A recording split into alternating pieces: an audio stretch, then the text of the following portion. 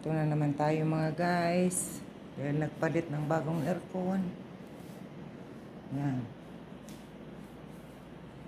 Kinaral ka lahat. Ayan. May bagong linis na naman. Ganito talaga siguro guys. Pag may hirap, magtiyaga para may nilaga. Yan. Tingnan nyo mga ibabalik kong yan. Oh. Yan, hindi pa binalik nung nagtanggal, hindi pa binalik yung ano sa dingding.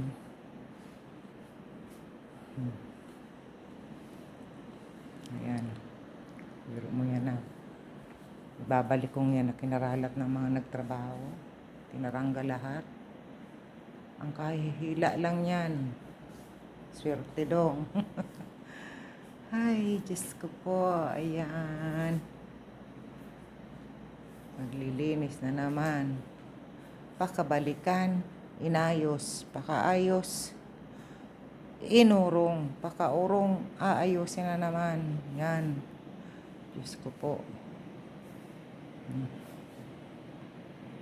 Tapos sa masunod naman na linggo. Ayan, ikakarabit na naman yan. Yung mga yan na nasa kahon na yan. Oh, yan, mga ikakarabit na yan. Another linisin na naman yan. Diyos ko po. Yan, ang buhay ng mga OFW. Kaya kayo mga nandiyan sa Pilipinas. Kala nyo sa aming mga OFW dito, sarap ng buhay.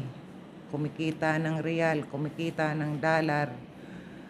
Yan, hindi nyo alam ang pagod namin at trabaho. Minsan wala ka pang pahinga, wala ka pang tulog. Yan. Pagkatapos na baralungkatin, babalik, pakabalikan. Yan na naman.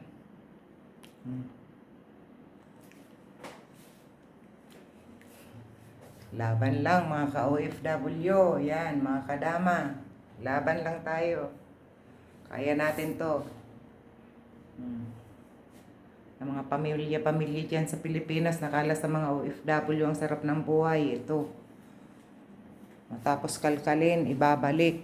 Pagkatapos ibalik, kakalkalin. Yan. Sa susunod na linggo, iba na mga ayos niyan. Ngayon, pinababalik.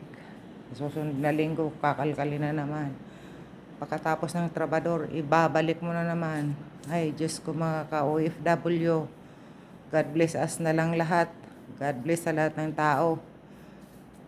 Sana all mapera para hindi naghihila ng mga ganito. Okay mga guys, thank you. Bye-bye.